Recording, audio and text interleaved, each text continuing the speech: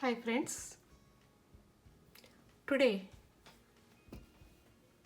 in this video I am going to show you all how to make ginger garlic paste which longs for more than 3 months freshly. For that I took 1 bowl of ginger. If I take one bowl of ginger, I'm going to take 80% of garlic,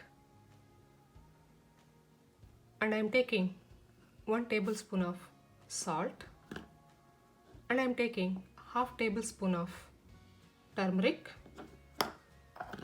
and I'm taking 1 tablespoon of oil.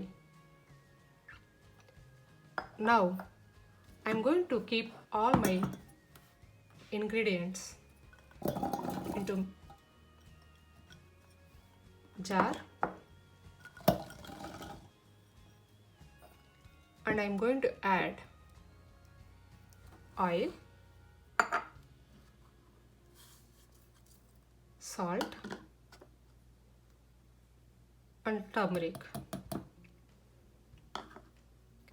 If ginger, garlic are little bit dried while grinding, we'll see that it won't grind properly. Then we can add a little bit of water so that it will grind nicely. Now I put a little bit of water and going to grind it. Here is my grinded ginger garlic paste. See how smooth it is